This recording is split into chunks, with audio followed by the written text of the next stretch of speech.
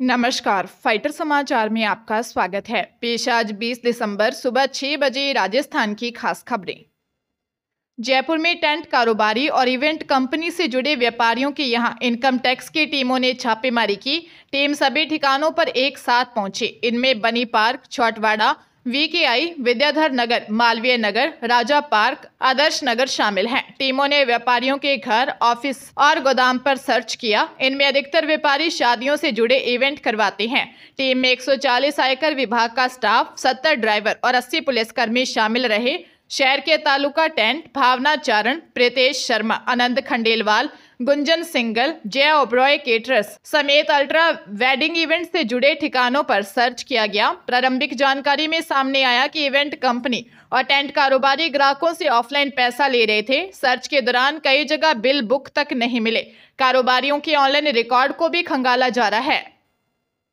सरकारी स्कूलों में अब स्टूडेंट्स को ढूंढाड़ी, मेवाड़ी समेत स्थानीय भाषाओं में पढ़ाया जाएगा। राष्ट्रीय शिक्षा नीति लागू होने के बाद प्रदेश के 9 जिलों में शिक्षा विभाग ने इसकी तैयारी शुरू कर दी है। ऐसे में अगले शैक्षणिक सत्र से प्राथमिक कक्षाओं के स्टूडेंट्स अब स्थानीय भाषाओं में शिक्षा हासिल कर सकेंगे। शिक्षा मंत्री मदन दिलावर ने कहा कि बच्चे जब अपने परिवेश में कोई भाषा सीखते हैं तो उनके सीखने का समय और समझ बहुत ही जल्दी विकसित होती है। राजस्थान में कई तरह की बोलियां बोली जाती हैं, लेकिन शिक्षक और बच्चों की भाषा अलग अलग होने के कारण बच्चों को स्कूल की भाषा सीखने में थोड़ी परेशानी होती है। इस बात को ध्यान में रखते हुए पाठ्यक्रम और शुरुआती साल में शिक्षण कार्य स्थानीय भाषा में ही होना चाहिए, जिससे बच्चे आसानी से स्कूल भाषा को सीख पाएं। श्रीगंगानगर शहर में आपराधिक वारदातों के बढ़ने का ग्राफ ऊंचाई पर पहुंचा जा रहा है। कुछ दिन पहले प्राण घातक हमले में घायल हुए लक्की पहलवान की इलाज के दौरान मौत हो गई थी और पुलिस उसके हथियारों को पकड़ भी नहीं पाई थी कि अब ट्रक यूनियन के पास एक हिस्ट्री शीटर कुलजीत उर्फ राणा ढींगावाली निवासी युवक पर करीब 1 दर्जन युवकों ने हमला कर गंभीर घायल कर दिया। उसे गंभीर चोटें आने के कारण हायर सेंटर में रेफर किया गया। यहां से डॉक्टरों ने उसे बीकानेर रेफर कर दिया, जहां उसकी मौत हो गई। पुरानी आबादी पुलिस ने बताया कि 11 LX चूनावड़ निवासी गुरु राज्यवर्धन सिंह की रिपोर्ट के आधार पर गौरू, गुरजीत, हमजोत, जशन बराड़, गौरी, बब्बू भाट, सलीम व अन्य के खिलाफ मुकदमा दर्ज किया है। CO सिटी विष्णु खत्री ने बताया कि मुकदमा दर्ज करने के साथ ही बदमाशों को पकड़ने के लिए जगह जगह छापेमारी की जा रही है।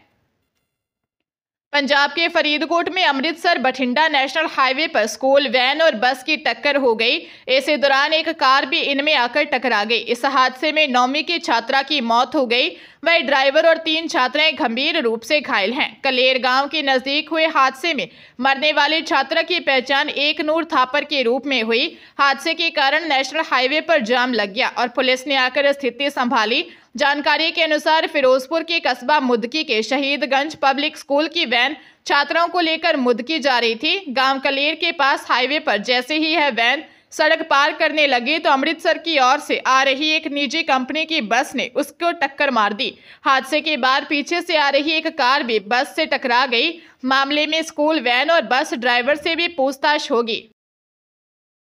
कोटा जिले की साइबर थाना पुलिस ने 42 लाख रुपए की ठगी में शामिल चौथे आरोपी को भी हरियाणा से गिरफ्तार कर लिया। यह भी श्रीगंगानगर जिले का ही रहने वाला है। इसने कोटा के युवक के खाते से नेट बैंकिंग से रुपए निकाल लिए थे।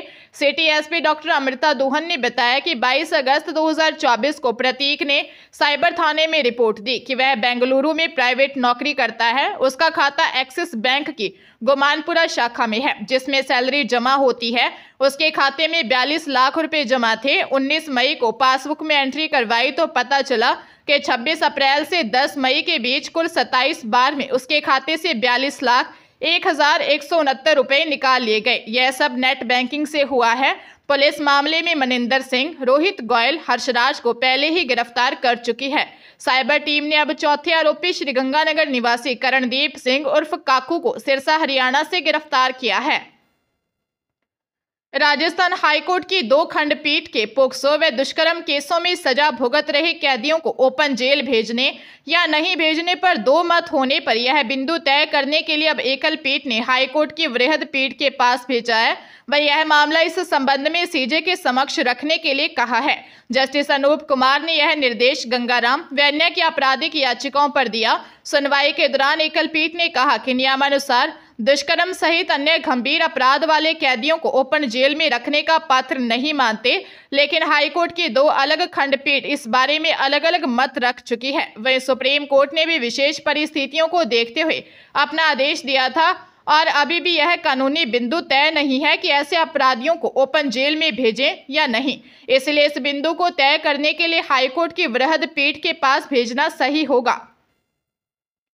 जीएसटी काउंसिल की 55वीं बैठक जैसलमेर में आयोजित होने जा रही है। बैठक में भाग लेने के लिए केंद्रीय वित्त मंत्री निर्मला सीतारमण के साथ राज्यों के वित्त मंत्रियों सहित आला अधिकारी व अन्य गणमान्य लोग जैसलमेर आएंगे। कई प्रदेशों में मुख्यमंत्री ही वित्त मंत्री बने हुए हैं, ऐसे में कई मुख्यमंत्री भी बैठक का हिस्सा बनेंगे। जिला कलेक्टर प्रताप सिंह नाथावत ने अधिकारियों के साथ बैठक ली। बैठक में बताया कि संपूर्ण राज्यों के वित्त मंत्री, केंद्रीय वित्त मंत्री और केंद्र सरकार से वित्त विभाग की टीम वीवीआईपी जिले के दौरे पर रहेंगे। इन मेहमानों की प्रस्तावित यात्रा के दौरान संपूर्ण व्यवस्थाओं के लिए जिला स्तर पर समितियों का गठन किया गया। इसके संबंध में गठित की गई समितियों के प्रभारी अधिकारियों और सह प्रभारी अधिकारियों को निर्देश दिए कि पूर्ण जिम्मेदारी के साथ निर्वहन करते हुए सभी व्यवस्थाएं चाक चौबंद करें।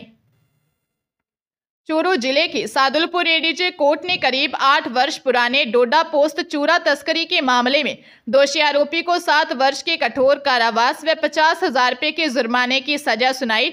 तत्कालीन सिद्धमुख एसएचओ ने 24 फरवरी 2016 को सिद्धमुख भादरा रोड पर गौशाला के सामने नाकाबंदी कर एक कार की डिग्गी से 10 किलो 640 ग्राम डोडा पोस्त व 38 किलो 100 ग्राम पोस्त चूरा जब्त कर 35 वर्षीय कार चालक गुरदेव सिंह निवासी हिजरवा कला हरियाणा को गिरफ्तार कर कोर्ट में चालान पेश किया था।